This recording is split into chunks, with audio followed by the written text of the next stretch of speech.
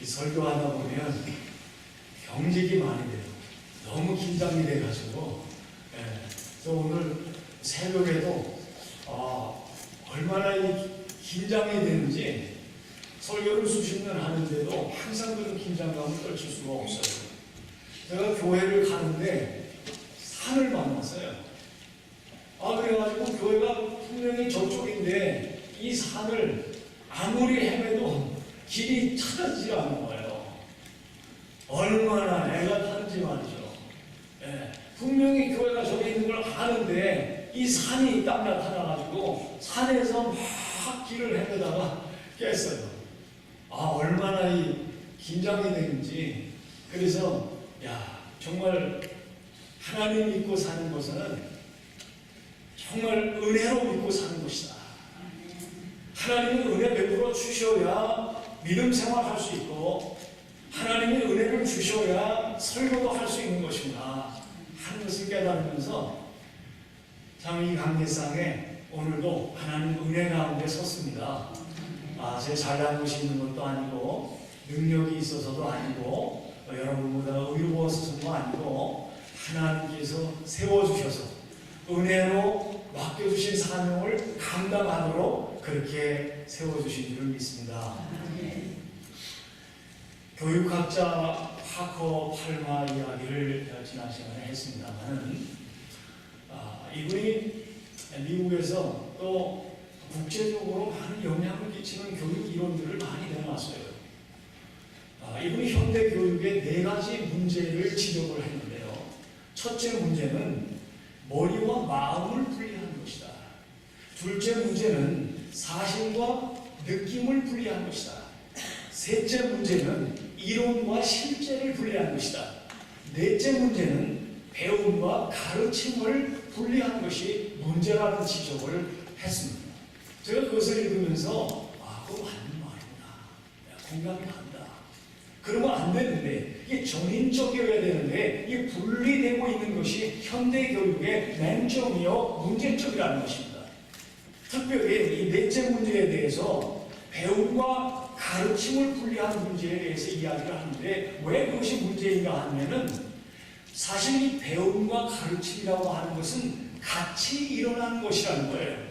그런데 그것을 분리하면 안 된다는 것이죠.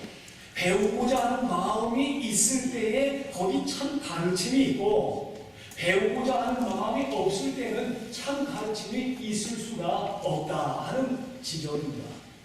1800년대 4번이나 영국 수상을 지낸 윌리엄 글래스톤이라고 하는 사람이 있습니다. 이분은 늘 교회를 출석하며 예배 생활을 한 신앙인이었습니다. 근데 어느 날 한 신사가 이 수상에게 하는 말이 선생님처럼 학식을 많이 갖추신 분이 저런 어눌한 설교를 들으러 매주일 보시다니 저로서는 이해가 안 됩니다. 이런 말을 했습니다. 그때 이 윌리엄 글래스톤은 이렇게 대답을 했습니다. 저는 영국을 사랑하기 때문에 교회에 옵니다. 이런 말을 했어요. 영국을 사랑하기 때문에 교회에 옵니다. 무슨 말입니까? 날 구원하신 예수님을 사랑하기 때문에 영국을 사랑한다는 말이죠. 영국을 사랑하는, 궁극적으로 하나님을 사랑하는 그 사랑의 표현으로 교회에 온다는 겁니다. 여러분은 어떻습니까? 날 구원하신 하나님 은혜 감사하고 그 하나님을 지금도 사랑하기 때문에 나는 교회에 출석하고 예배드리는 것을 기뻐하고 감사한다. 그런 마음을 다 품으시기 바랍니다. 왜 그렇습니까? 이 교회는요 하나님의 비전이 서려 있기 때문에 그래요. 하나님의 꿈이 담겨 있는 것이 교회이기 때문에 교회를 사랑하고 예배드리기를 사랑하고 하는 것은 얼마나 큰 축복인지 이루 말할 수가 없습니다. 초대교회는요 하나님의 꿈을 보여주는 하나님의 시청각 교제요 모델이었습니다. 결코 초대교회가 완전하거나 성숙한 교회는 아니었습니다. 그러나 완전하고 영원한 천국교회를 향하여 전진하고 있었던 것만은 부인할 수가 없습니다. 예를 들면 예루살렘 교회는 핍박을 받아서 흩어지기 전까지는 선교할 엄두도 내지 못했을 만큼 비선교적 교회였습니다. 초대교회가 선교적 교회로 탈바꿈하기 시작한 전환점은 무엇이었죠?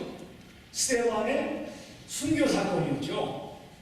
하나님은 예루살렘 교회에서 땅끝을 향하여 갈 것을 보여주셨고, 안디옥 교회에서, 즉 스데반 순교 사건 이후에 안디옥 교회에서 선교사들을 처음으로 세워서 보냈습니다. 하나님의 비전이 이 교회를 통해서 어떻게 이루어지는가, 이것을 오늘 성경 말씀에서 우리에게 가르쳐 주시고 하나님께서 저와 여러분에게 말씀하기를 원하시는 것입니다. 우리 한번 차례대로 보겠습니다. 42절 한번 다시 한번 이렇게 42절 시입니다. 그들이 사도의 가르침을 받아 서로 교제하고 떡을 떼며 오로지 기도하기를 힘쓰니라. 전체를 봤는데요. 사실 이 43절부터 47절까지는요 42절에 살을 붙인 거예요. 42절이 골격이고 그 골격에서 살을 붙인 것이 43절부터 47절의 말씀입니다.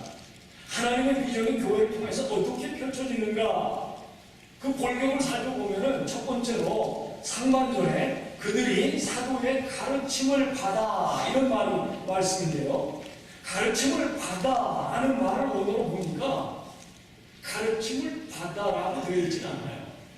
원어에는 그들이 사도들의 가르침 안에서 계속 배워갔다, 이렇게 되어 있어요.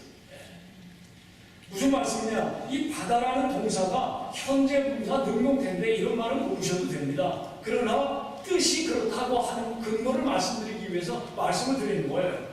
초대교회 성도들은 사도들이 가르칠 때 지속적으로 steadfast learning을 했다는 거예요. 계속해서 여기 가르침이 있는데 배우고자 하는 것이 없었다고 하면 그 가르침이 계속될 수가 있었겠어요? 가르침이 참 가르침이 있었고 거기 배우고자 하는 성도들이 있어서 그 배움이 계속됐다. 그리고 가르침도 계속됐다 하는 것을 말씀하는 것이죠. 이 배운다는 것은요, 무슨 지식을 습득한다는 뜻도 되지만 깨닫는다는 뜻이 돼요. I learned it. 우리 영어에서 그런 말, 나 몰랐는데, 너 처음 알았다 그럴 때 I learned it 그런다고요. I see 이런 말도 하면 본다, 깨닫는다, 알았다 그런 말이잖아요. 배운다 하는 거는요, 무슨 지식을 많이 습득하는 것도 배우는 것이지만 무엇을 깨닫는 것도 배우는 것입니다. 바로 그것을 말하는 거예요. 초대교회 성도들이 사도들이 깨달은 복음과 진리를 가르칠 때에 그것을 내 것으로 깨달아 알았다는 것입니다. 우리 성경 66권이죠. 구약 39권이죠. 신약 27권이죠. 그런 거 아는 것도 중요하지만은 어느 성경의 한 귀절이 나에게 깨달음이 되고 힘이 되고 약이 되고 이런 깨닫는 것이 더 중요하다는 거예요. 성경에 대해서, 신학에 대해서 뭔가를 배워서 아는 것보다 더 중요한 것은 그 말씀이 나에게 무슨 뜻이냐, What it means to me. 하나님께서 오늘 나에게 어떤 말씀을 주셔서 그 말씀을 받았을 때 내가 어떻게 적용을 하고 순종을 해서 나는 하나님께 영광을 돌리게 됐다. 이것이 더 중요한 것이라는 말씀입니다. 하나님의 비전이 교회에 서려 있는데 하나님의 꿈이 교회를 통해서 어떻게 이루어지기 시작했는가, 그 첫 번째 걸음에 보니까 말씀을 깨닫고 참 가르침을 참으로 배우는 그러한 시작이 있었다는 것입니다. 알렉산드리아는요, 초대교회 당시에 지식의 본고장이라고 할 정도로 세계 최대의 도서관이 있었습니다. 그리고 알렉산드리아에서 왔다, 알렉산드리아에서 배웠다 그러면은 다 인정을 해줄 정도였습니다. 성경에 보면은 이 아볼로라고 하는 사람이 알렉산드리아 출신으로 언변이 좋고 성경에 능통한 자였다 그랬어요. 얼마나 성경을 알면 성경에 능통한 자라고 했을까요? 그런데도 불구하고 그가 설교하는 것을 들었던 브리스가와 아굴라 부부가 그를 데려다가 예수 그리스도의 도에 대해서 더 가르쳤다 그랬어요. 더 풀어줬다고 했어요. 엠마오로 가던 두 제자에게 부활 예수님이 성경에 있는 메시아 예언에 관한 것을 자세히 설명해 주었죠. 그때 예수님이 성경을 풀어주실 때 그들 속에서 마음이 뜨거웠다. 하나님 말씀을 들을 때에 깨달아지니까 성령께서 조명해 주시고 역사해 주시고 기름을 부어 주시니까 성령이 마음속이 뜨거워지는 거예요. 냉랭했던 마음이, 허탈했던 마음 속에 하나님의 사랑이 느껴지니까, 하나님의 은혜를 베풀어 주시는 걸 느껴지니까, 나를 보듬어 주시고 나를 인정해 주시고 나를 쓰다듬어 주시는 것을 느끼니까, 사람들은 몰라주고 사람들은 아는 척도 안 했는데 하나님이 나를 아는 척 해주세요. 하나님이 나를 붙잡아 주세요. 하나님이 나를 사랑해 주신대요. 그걸 깨닫게 되니까 마음이 어떻게 됐다고요? 뜨거워졌다. 그들의 눈이 밝아져서 부활 예수님을 알아본 때는 말씀을 듣고 깨달은 후였어요. 그냥 말씀을 들었던 때가 아니라 말씀을 듣고 깨달은 후에 비로소 그들의 눈이 밝아져가지고 부활 예수님을 봤다 그랬어요. 그 전에는 볼 수가 없었습니다. 비로소 그들은 예수 그리스도의 십자가 죽으심과 부활에 대하여 남들에게 말하기 시작을 했습니다. 현재 인터서브 코리아 선교 단체의 한국 대표가 의사. 이분의 간증을 제가 매일 성경에서 읽고 좀 상당히 감동을 받았어요. 도전을 받았어요. 그는 의사이면서 선교사인데요. 고생스러운 의과대학 인턴 과정을 마치고, 참 그 의사들이 인턴할 때는요, 잠을 몇 시간뿐이 못 자더라고요. 한 1년 동안은 하여간 죽었다 살아나는 거예요. 그럼 집에 와서도 책을 봐도 연구를 해야 되고요. 그 다음날을 준비해야 되고요. 복습을 해야 되고요. 그렇지 않으면 인턴을 통과하지 못해요. 근데 외과 의사 인턴은 얼마나 더 힘들었겠어요. 삐삐를 3개나 들고 여기 차고 다닌다 그래요. 여기저기서 동시에 화장실 가서도 볼일을 못 본대요. 인턴이 그렇게 힘들다 그래요. 근데 이 인턴, 이렇게 힘든 인턴을 거치고 외과 의사로서 자리를 잡아갈 무렵인데, 1999년 3월 5일 아침에 이 말씀을 묵상하는 시간인데 마침 시편 말씀이었어요. 그 시편 말씀을 읽는데 그것이 하나님의 음성으로 들려오더라는 거예요. 그 말씀이 뭐였냐 하면은 시편 49편 6절에서 8절 말씀인데요. 자기의 재물을 의지하고 부유함을 자랑하는 자는 아무도 자기의 형제를 구원하지 못하며 그를 위한 속전을 하나님께 바치지도 못할 것은 그들의 생명을 속량하는 값이 너무 엄청나서 영원히 마련하지 못할 것이니라. 지금 잘 나가고 있어요. 고생을 했지만 돈도 벌고 있고 경제적인 이익과 만족에 취할 만큼 됐어요. 그런 가운데 이 말씀을 읽는데, 자기의 재물을 의지하고 부유함을 자랑하는 자는 아무도 자기의 형제를 구원하지 못하며 하나님의 음성으로 들려오게 합니다. 그래서 주님은 재물과 부유함을 의존하지 말고 선교하라고 부르셨다는 겁니다. 하나님은 그 전날에 묵상한 말씀으로 그 결심을 더욱 확증해 주셨대요. 도와주셨대요. 그 말씀이 뭐였냐면 시편 48편 14절에 보니까 이 하나님은 영원히 우리 하나님이시니 그가 우리를 죽을 때까지 인도하시리라. 할렐루야. 야, 이게 하나님의 말씀일까? 내가 들은 게 성령의 음성이었을까? 이 말씀이 정말 나에게 개인적으로 하신 말씀이었을까? 이런 생각이 왔다 갔다 할 때에 그 전날 묵상했던 말씀이 딱 그걸 컨펌해 주시는 거예요. 이 하나님은 영원히 우리 하나님이시니 그가 우리를 죽을 때까지 인도하시리라. 이 확신에 찬 모습을 보고 와이프도 반대하고 머뭇거림이 없이 같이 협력해서 선교를 하기 시작해서 중동의 사막에 가가지고 교회도 없고 기독교 공동체도 없는 곳에서 매일 말씀 묵상을 하면서 주님의 친밀함과 주님의 도와주심을 이렇게 경험하면서 14년 동안을 섬긴 후에 인정을 받아가지고 인터서브라고 하는 이 귀한 선교단체의 한 대표로 세움을 받았습니다. 말씀 묵상을 통해서 배우고 깨닫는 것이 삶의 전부가 되었다는 것입니다. 이것이 굉장히 중요한 거예요. 하나님의 말씀을 그냥 어떤 사람이 나한테 이야기했다, 오늘 설교자가 설교했다가 아니라 그 본문 가운데 또는 설교 중에 하나님께서 나에게 꼭 맞는 말씀을 해주셨다. 그 말씀을 붙드는 것이 믿음이요, 그것이 축복이요, 그것이 하나님의 꿈을 이루어가는 첫걸음이라는 거예요. 아멘이십니까? 이 하나님의 말씀을 여러분들이 새벽에 묵상하시고 또 이 설교 들으면서 이것을 또 가슴속에 넣으시고, 지난주에 설교 후에 친구 시간에 한 연세가 드신 우리 교인이 그런 말씀합니다. 오늘 설교 적용에 5가지 말씀하신 거 평생 동안 실천하기로 자기 결심을 했대요. 얼마나 힘이 되는지. 그 5가지를 자기는, 그 5가지는 뭐였어요? 어떻게 하면 하나님께 영광을 돌리는가? 유다서의 결론이 오직 하나님께 영광이었잖아요. 그래서 그 말씀을 가지고 설교를 했어요.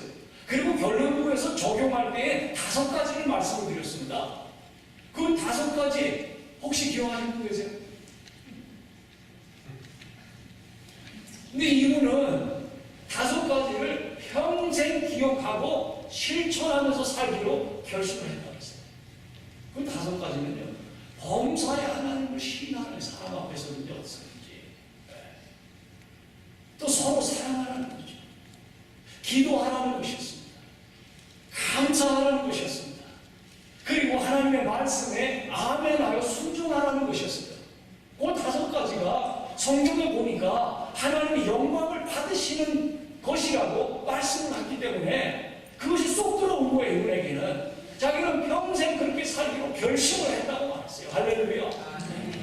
하나님의 꿈이 저절로 이루어지는 것이 아니라 하나님의 비전이 교회를 통해서 이루어질 때 보면 말씀을 깨달은 사람을 통해서 이루어져요.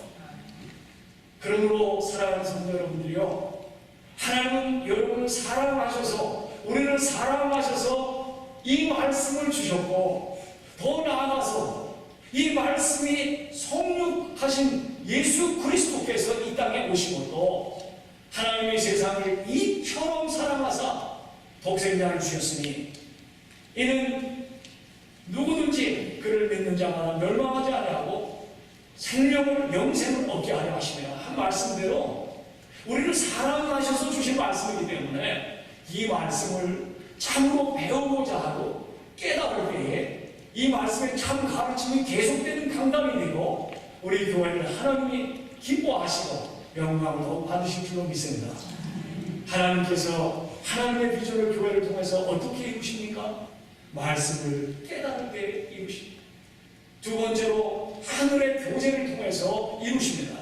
42절 중반절을 보니까 그들이 사도의 가르침을 받아 서로 교제하고 요 교제하고라는 단어도 동사로 되어 있질 않아요. 명사로 되어 있습니다.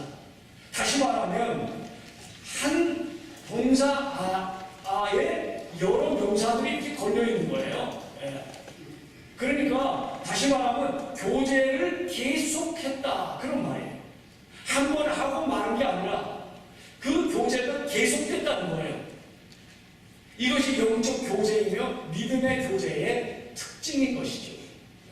이 영적 교제는 보이질 않지만 계속되는 거예요. 계속돼요. 인격적인 교제는 이렇게 말로 다 못한다 할지라도 계속되는 거예요. 그게 인격적이에요. 영적이죠. 사도 바울은 이런 참된 교제로 교회를 섬겼던 한 사람을 칭찬한 것을 우리가 성경에서 볼 수가 있는데요. 그 사람의 이름은 빌레몬이었어요.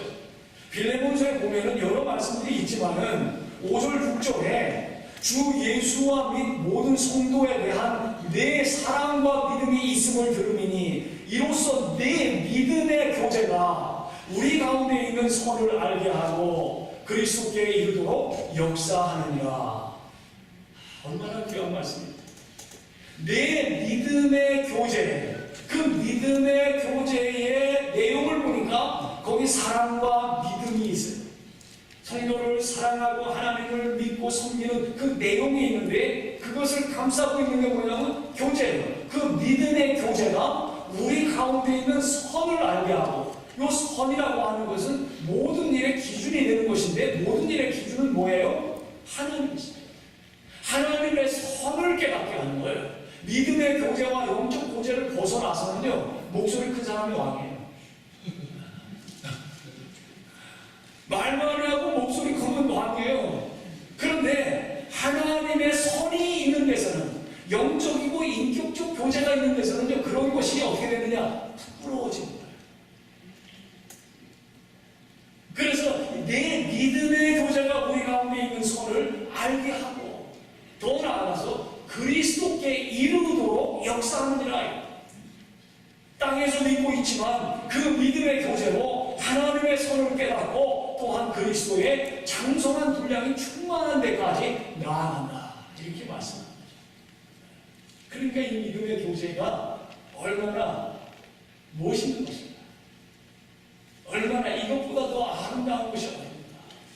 하나님과 하나님의 자녀들과의 그 정말 아무런 의심도 아무런 장애물도 있을 수 없는 갓나은 자기의 자녀를 품에 안고 있는 그 모자라고 할까요? 모녀라고 할까요? 그 엄마와 자식의 그 모습만큼 거룩하고 숭고하고 아름다운 모습이 어디 있느냐?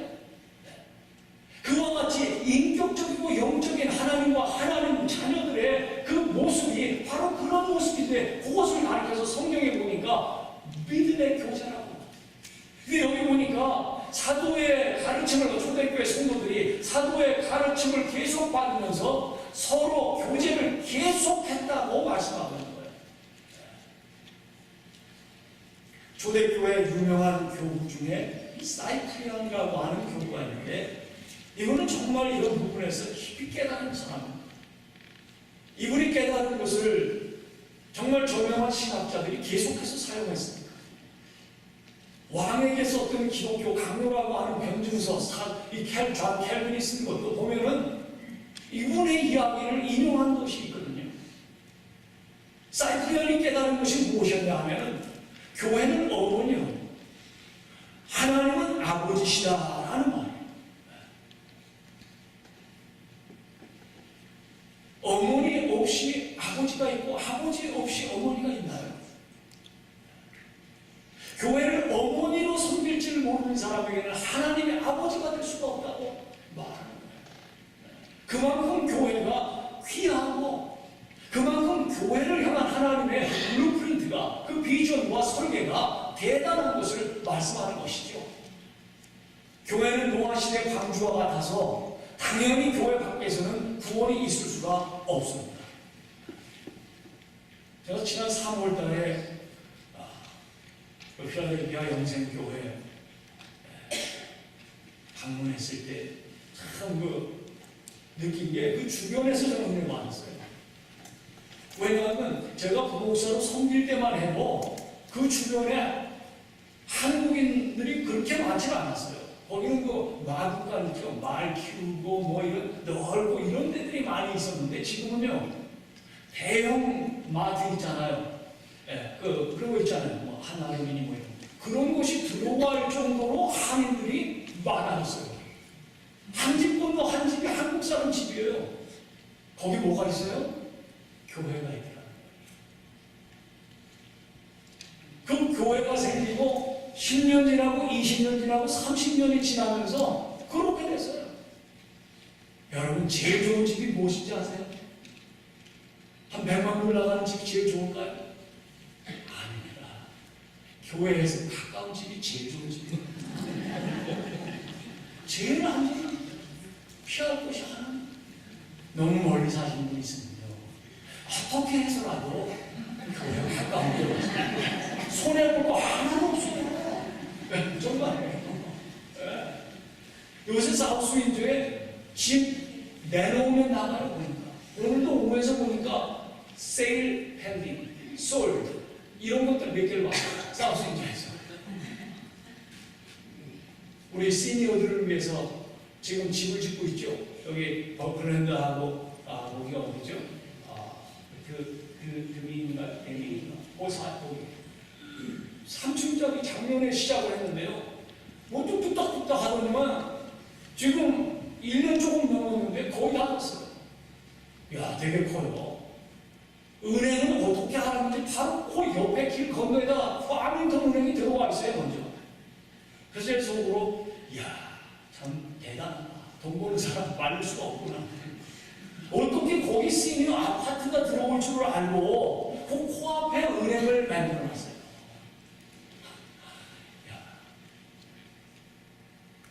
제일 좋은 집, 제일 축복된 집은요, 교회에서 가장 가까운 집. 그 집 때문이 아니라 교회 때문에. 그래서 교회는 어머니와 하나님 아버지라. 노아 시대 방주와 같아서 교회 바깥에서는요, 구원이 있어요, 없어요? 구원이 없는 거예요. 노아 방주 밖에 구원이 있었어요? 없었죠. 방주 안에 구원이 있었어요. 그게 하나님의 경륜이에요. 하나님의 하시는 일이에요. 그래서 교회를 이 땅에 하나님이 그 블루프린트를 가지고 계시다가 드디어 세우신 것입니다. 그래서 존 칼빈은 교회에 대해서 이렇게 말해요. 우리가 하나님과 계속적인 교제를 갖기 위하여 교회에 참여한다. 교회는 하나님께서 우리를 그리스도와 연합하도록 초대하시는 외적인 수단이시오 도구이며 하나님께서는 우리를 교회 안에 보존하신다. 교회 안에 보존해 주신다고 했어요. 그래서 교회에 참여한다고. 그리고 영원한 연합을 이루도록 하시는 하나님의 그 외적인 수단과 방편이 교회라고 말씀을 한 것입니다. 그래서 교회는 평생 학교라고 했어요. 평생.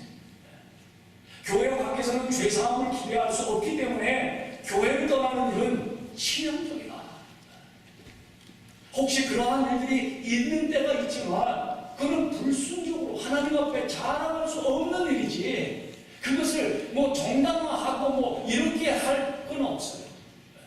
그런 일이 있는 것은 인정하지만 그것이 결코 잘하는 일이라고 할 건 없다. 그건 불순종의 열매예요.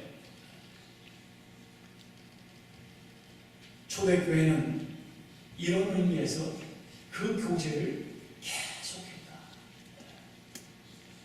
하나님께서 하나님의 꿈을 교회를 통해서 이루시기 위해서 첫째는 참 가르침이 있었고 배우고자 하는 성도들이 있었고 그리고 이 영적 교제와 인격적인 교제가 믿음의 교제가 계속됐다. 또 빼놓을 수 없는 것이 42절 하반절에 나와 있습니다. 그들이 사도의 가르침을 받아 서로 교제하고 떡을 떼며 오로지 기도하기를 힘씁니다. 저는 이것을 한꺼번에 보고 있어요. 한꺼번에 보고 있어요. 그 이유가 있어요. 여기 떡을 떼는 일, 이 떡을 떼는 일, 여기 또 명사로 되어 있어요. 이거를 계속했다는 거예요. 떡을 떼는 일은 성찬 예배를 말하는 거거든요. 초대교회는 떡을 떼는 일을 배우고 교제하는 일과 더불어서 계속했어요. 그들은 지속적으로 예배했고 예배 드릴 때마다 지속적으로 기도를 했습니다. 예배 중에 말씀의 선포가 있었고요. 예배 중에 기도가 계속됐습니다.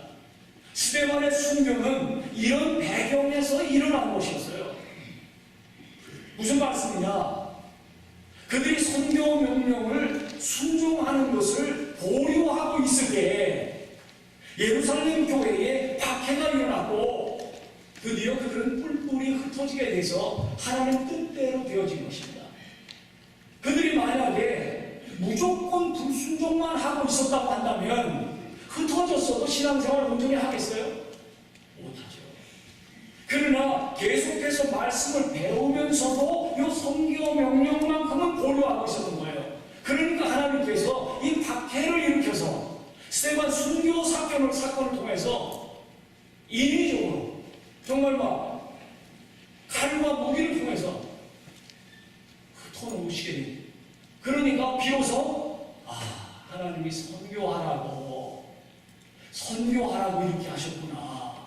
이거 깨닫고 안디옥에 피해간 사람들이 교회를 세웠다.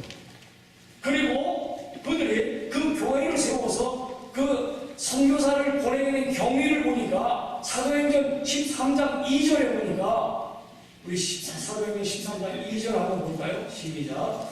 주를 섬겨 금식할 때에 성령이 이르시되 내가 불러 시키는 일을 위하여 바나바와 사울을 따로 세우라 하시니, 여기서요 주를 섬겨할 때 섬겨라는 말을 영어 성경 가지고 있는 분들은 한번 보세요. They worshiping the Lord 이렇게 돼 있어요. 예배할 때는 예배하며 금식하며 예배하며 그렇게 하고 있을 때에 뭘 들었어요? 성령의 음성을 들었어요. 그들은 바울과 바나바를 선교사로 드디어 세워서 보냈습니다. 그들이 주를 섬겨 예배하며 금식하며 예배하는 그 일을 하면서 들려온 하나님의 말씀을 듣지 않았다면, 거부했다면 선교사 세울 수 있었어요? 바울과 바나바가 선교사가 돼가지고 세계 선교를 위해서 그 길을 닦을 수가 있었겠습니까? 사실 그들이 예배를 드리면서 성령의 음성을 듣고 그 음성에 순종한 결과 세계 선교가 활기차게 시작이 된 거나 마찬가지죠. 안디옥 교회가 선교를 시작했다는 것보다 더 중요한 것은 안디옥 교회가 하나님의 경륜을 펼치는 그리스도의 몸된 교회로 발돋움하게 된다. 드디어 쓰여지게 된다. 이것이 더 중요합니다.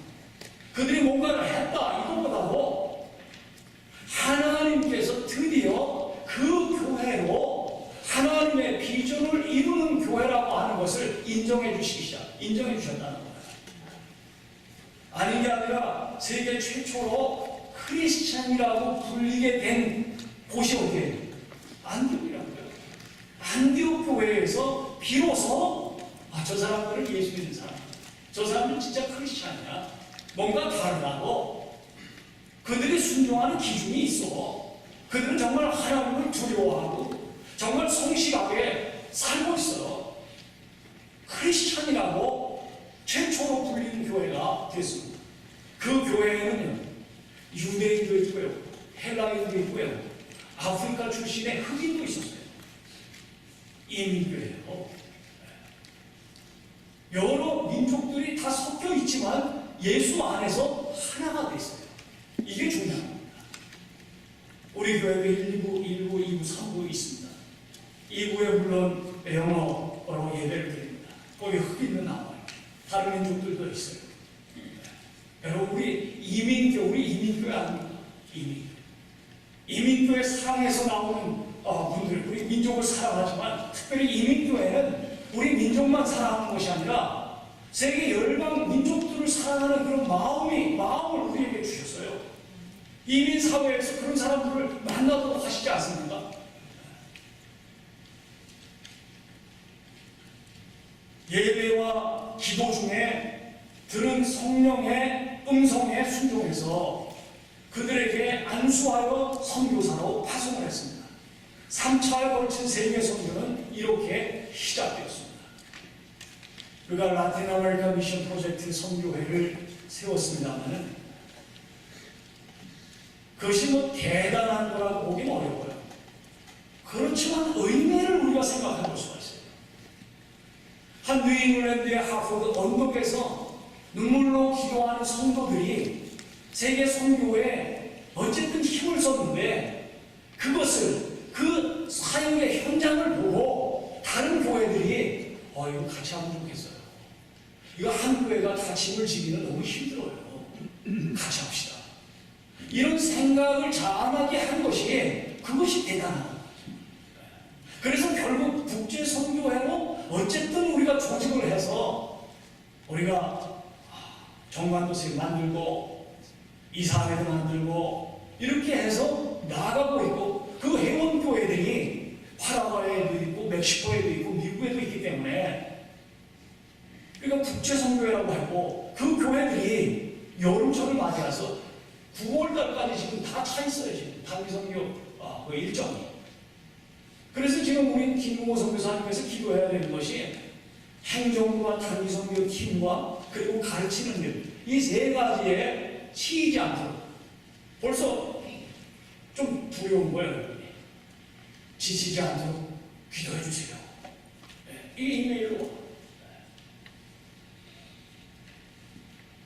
어떤 겉으로 보이는 어떤 무엇보다도 그 안에 들어있는 하나님의 계획과 뜻이 대단하다. 그거를 무시할 수가 없어요. 그거를 소홀히 하거나 멸시할 수가 없어요. 왜? 하나님이 주신 비전이 하나님의 계획이 담겨있기 때문에. 그래서 교회가 거룩한 교회고 교회가 하나님의 능력과 하나님의 은혜가 베풀어지는 교회라고 하는 것입니다. 다른 것 때문에 그런 거야.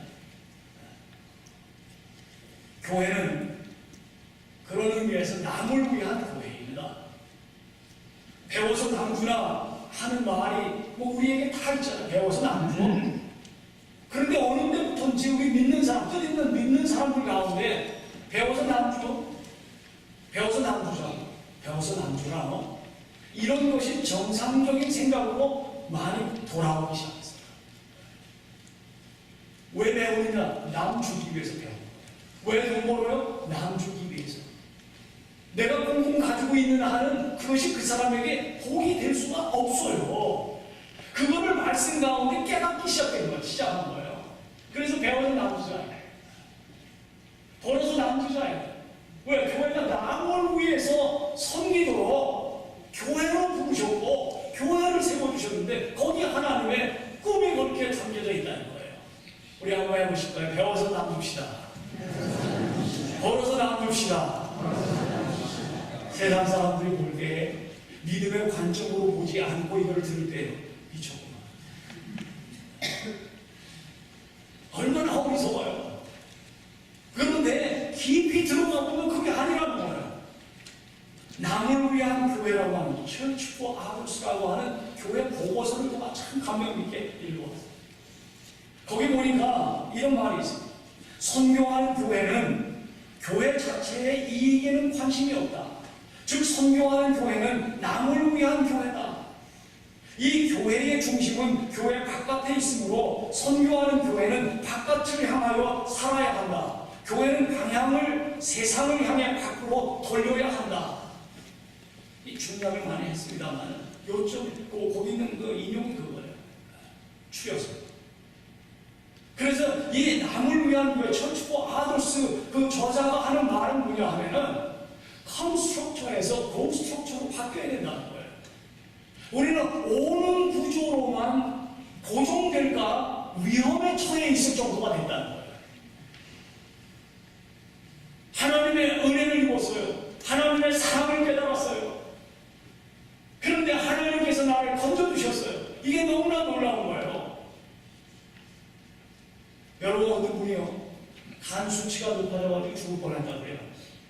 우리 또 후배 목사님 그랬는데 자기가 자작나무에 대한 것을 알고 그리고 식초에 대한 것을 알고 하나 만들어서 먹었대요. 그래서 나한테요. 그 분을 본 교인들이 여기 계세요. 어쩜 이렇게 건강이 좋아요. 그분 자기 죽다사 순교할 뻔했습니다. 이렇게 하면서 그래요. 그랬는데 나 때는 거예요. 아무튼 아니 건강 얘기하려고 그러는 게 아니에요. 그렇게 한 번 하고 나니까요 고난한 거예요. 쉽습니다. 천연식초 만드는 거예요. 아주 쉬워요. 그냥 사과 한 박스 깨끗하게 닦아갖고 물기 다 제거하고요. 안 보이고 음습한 데다가 천으로 막아가지고 1년을 딱 맞춰서 먹어 해주세요. 그럼 그게 한 갈론 식초가 나오는데 그 식초 먹으니까요 간 수치도 없어지고요. 자기 지방간 문제도 있었는데 무슨 중성간 문제 그런 거 싹 없어지고요. 건강을 회복했다는 거예요. 자작나무 얘기하면 오메가3가 아주 풀 있는 게 자작나무래요. 와이추위 있잖아요. 껍질 허옇게 벗겨지는 거. 껍데기, 뿌리, 뭐 이파리, 열매까지 한 것 없이 오메가3를 가득 찼대요. 그게. 그래서 그거 가지고 말려가지고 차 끓여 먹어보시될 거예요. 저도 한두 잔 먹어봤더니요. 부수해요. 아주 속이 부드러워지더라고요. 이번에 그 3개월치 혈당 수치를 재봤어요. 한 번에 그게 딱 나와요. 그거는 헤모글로빈 농도로 그거 안 되는 거예요. 3개월치가 딱 나오더라고요. 6개월 전에 내가 6.9였어요. 7 이하여야 된대요. 6.9니까 괜찮습니다. 그냥 운동하고 음식 조절해서 드세요. 근데 요번에 재봤어요. 그러니까 6개월 후에 쟀더니 7.8이 됐어요. 그러니까 목사님 그 가장 뭐를 먹어보라고 해서 처방을 해줬어요. 그래서 그 뭐 며칠 먹었더니요 한 2, 3일 속이 더 그렇게 가. 그런데 이 자연나무 차를 마시면요 속이 부드러워져요. 야, 그 왜 수치가 저는 높아졌느냐? 아침에 맥주를 먹었어요.